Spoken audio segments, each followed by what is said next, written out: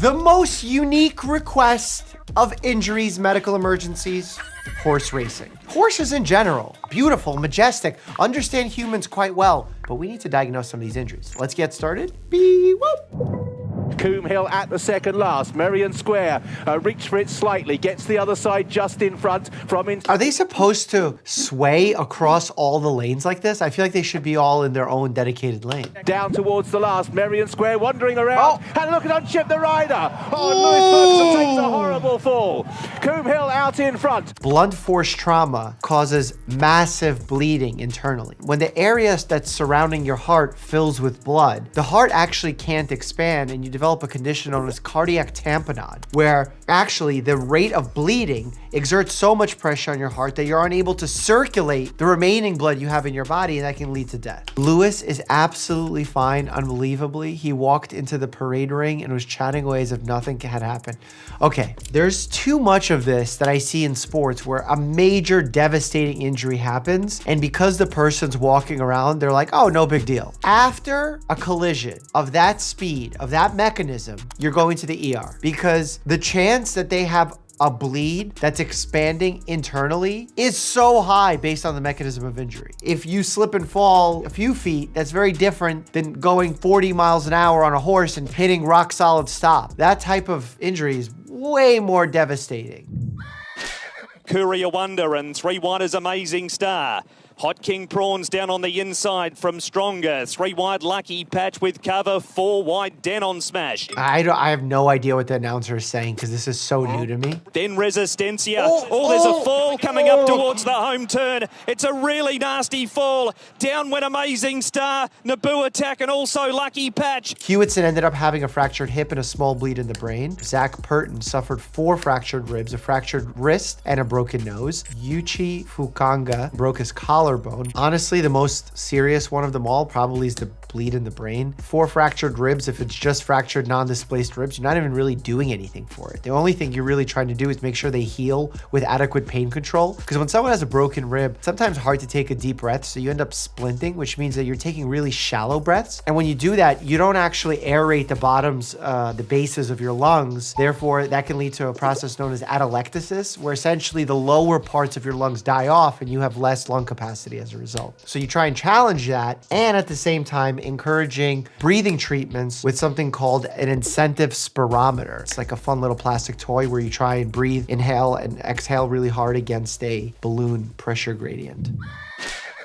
And we're heading down under to the Oakbank steeplechase track near Adelaide to witness one of the luckiest sporting escapes ever captured on camera as jockey Simon Mills comes a cropper. Oh no. In these types of injuries, what happens a lot of time is you get something known as a Lis-Frank fracture. Pretty unique to horse racing because it happens in this scenario quite often. His horse, Sir Sagamore, had stumbled on the previous fence, throwing the 23-year-old from the saddle with his foot still well and truly stuck in the right stirrup. In a Lis-Frank injury, the bones of the midfoot that actually connect to the metatarsals can either get sprained or fully broken. When the foot is in this kind of unique position where it's plantar flex, it's nothing to joke about because it actually is a serious injury that requires heavy rehab and surgery in some cases. BB misses barrels and runs wild, snorts and tosses her head. This is turning into a vet channel. Natalie yanks hard on the reins, sending BB that much more out of control. Wow. When the horse flips... Oh, and the horse fully lands on her. Saddle horn cut into Natalie's head. Oh my God. It almost completely rips off her face. Her face literally came off? It takes 400 stitches and numerous surgeries, but they are able to put her face back together. That's when people usually get killed on horses at barrel races, is when the horse starts dragging them and their foot's in the stirrup, because their head's on the ground and that horse's feet are coming at that head, and they usually get kicked in the head, and that's how they get killed. And potential infection. I mean, modern medical marvels here with antibiotics being able to treat these infections, but you're in an area where I'm assuming there's like horse manure and all sorts of bacteria, and you have an open wound on your face. For the fact that we have antibiotic coverage is like, wow. And if we don't use it responsibly, like we're not doing lately, we're gonna create resistance and we're gonna be really unhappy with ourselves. Because once we get a bug that is resistant to all antibiotics, you're in for a real problem. Watch out! Move out the way! Are these horses just loose? God, why weren't they out of the way? Crush injuries are really dangerous because when you have a bony crush injury, you can develop what's known as a fatty embolism, where a piece of fat that was usually found in the area where the crush injury occurred can get sent into your systemic circulation and then end up getting lodged in the cardiopulmonary tract. And that could be absolutely lethal. There's also issues related to crush injuries that happen not in an acute way, but you're laying under something, it's crushing your body, you're getting this massive release of electrolytes and other factors, and then once you remove the object crushing you, all those substances get sent into your systemic circulation. That can cause a lethal response as well. I'm pretty sure that's called crush syndrome. Your boy knows some shit.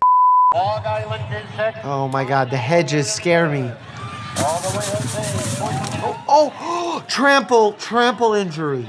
Trample injury. Oh my God, I didn't see it. It was too fast. David Byrne was taken to the ambulance where he underwent back surgery over the weekend. He expected to make a full recovery. Robert Walsh broke his collarbone in the fall. Yeah, I mean, these types of bony injuries are not the most dangerous part of it. It's when the bone breaks in a way where it can actually impede either circulation or lead to nerve damage. And nerve damage off a collarbone, for example, can lead to a brachial plexus injury, which is the nerves that come off the cervical spine and give sensation and motor control to the arm. I've seen that actually happen where it creates like a wrist drop. The collarbone breaks, causes injury of the nerve, and then they can't literally extend their wrist as a result.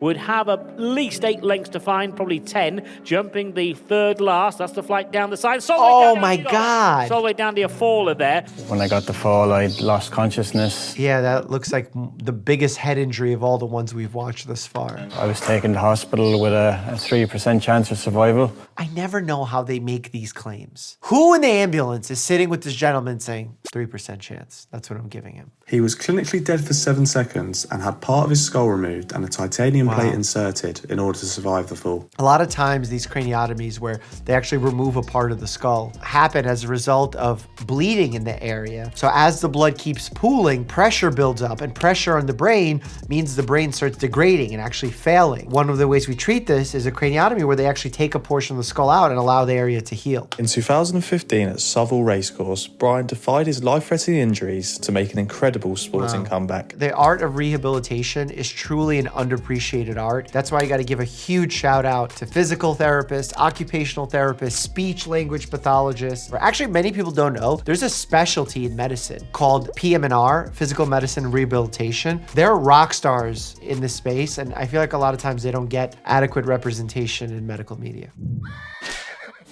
That's when Jet goes berserk. What happened? The Colt kicks Roy with all his strength. Oh my God. Catapulting him off the carriage. Oh my God. I heard a shot, and I didn't know what it was. The strength at which a horse kicks is just so scary. I would never stand in the back of a horse, and I know nothing about horses.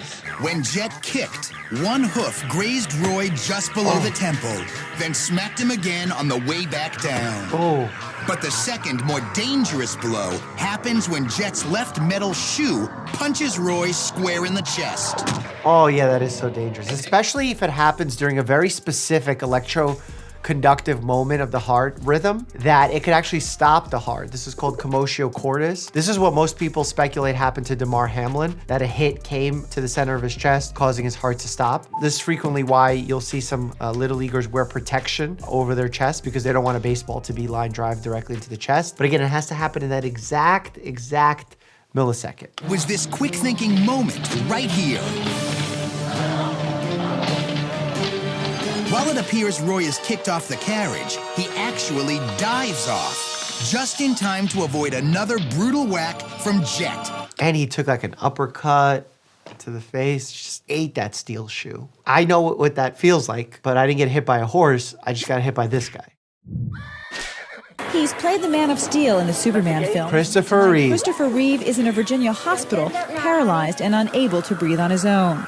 He has sustained complex fractures of the first and second cervical vertebrae that have resulted in an injury to the spinal cord. The extent of the damage is not known. I'm really glad that doctor said that while we know the physical situation of what happened. We don't know the exact extent of the damage. The spinal cord itself, which sits inside the vertebrae, which we frequently call the spine, but that's just bones that protect the spinal cord inside. When that has injury to it, a lot of times we don't know the extent of that injury until some time goes by. In some instances, patients lose the ability to walk. They lose sensation. They feel numbness and tingling. And only after a few days go by can we start understanding the situation more fully. That's why when anyone after a spinal cord injury comes out and says, I know exactly what's going on, here's your prognosis, this, that. Unless you know something like more permanent, like the spinal cord is severed, you're going to be making a lot of guesses and assumptions. 42-year-old actor was thrown from his horse Saturday while competing in an equestrian show jumping event in Virginia. Reeve, who was apparently wearing a riding helmet, landed on his head. Spinal cord injuries affect areas below the region at where the injury occurred. Sometimes that gets a little complicated when you're in like the mid areas of the spine, the thoracic areas of the spine, because depending on the level you're on, you may have sensations in some areas, you may have motor control of some areas and others not. But if you're having it that high up at C1, C2, you're not gonna have ability to move, you're not gonna have sensation. It's gonna make life significantly different moving forward. Although Frank believes he is born to be a jockey, his genetics beg to differ. He weighs 142 pounds, much heavier than most jockeys. Fate steps in when the owner of a horse named Sweet Kiss finds himself without a jockey. The owner says, listen, if you can lose 10 pounds somehow in a day, then you can ride this horse. Well, first of all, losing 10 pounds in a day is not unheard of. Boxers lose way more than that when they do their pre-weigh-in rituals. That includes sauna, excessive sweating, limited fluid consumption, fluid restriction, diuretic use for people who are pushing to the extremes. I'm not recommending it. I'm just talking about what people are doing. Not healthy, but possible. We are talking about shadow boxing. We're talking about running, fasting, not drinking water, losing as much weight, sweating, doing whatever he can to drop as much weight as possible. The next day when he weighs in, he actually loses 12 pounds. It's about 8.5% of his body weight. This sort of rapid weight loss is really taxing on the body. It's definitely taxing on the body, and the biggest reason for that is electrolyte shifts. In order for muscles to work, you have to have a really good electrolyte balance. It's not even enough just saying that there's enough of them. It's having enough in the right places, and the way that electrolytes are distributed in the body largely has to do with how much fluid is in your body. So if you suddenly have a drastic decrease in fluid, that can actually spike the amount of electrolyte you can have in a specific area. If you don't have proper electrolytes, people think, oh, well, yeah, you cramp. But remember what also functions with the aid of a muscle. Your heart is a muscle, your diaphragm, your breathing muscles. These are all also run by muscles. And if the muscles aren't firing properly, you could die. The horse that Frank Hayes is riding, Sweet Kiss, enters as a 20-to-1 underdog. The far and away favorite in this race is a horse named Gimme, who is expected to just run away with this race. So is it Gimme? Frank is living the dream, and he slumps forward at one point during the race. Hold on a second, is this the guy that we did the thing on? There you go. Run, baby, run, he commanded, as Sweet Kiss inched further and further ahead of the competition. He crosses the finish line in this hunched position. He has won the race. Frank Hayes has done it. He has achieved his dream of being a champion jockey. But he finished the race, winning the race, as a dead man. Frank Hayes falls off the saddle, face first, into the racetrack. As it turns out, Frank has had a heart attack.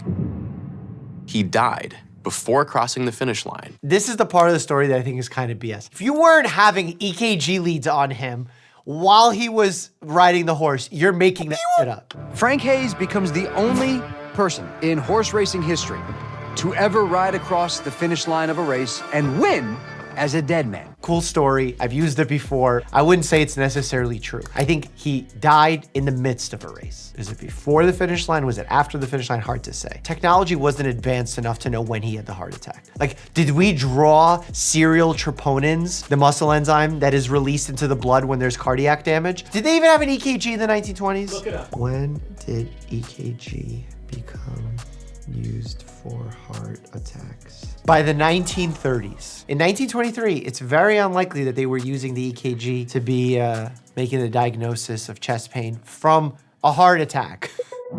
This is a mysterious death doctors can't explain. If you want to see more of them, including that animated story, click here to check that out. And as always, stay happy and healthy. There we go.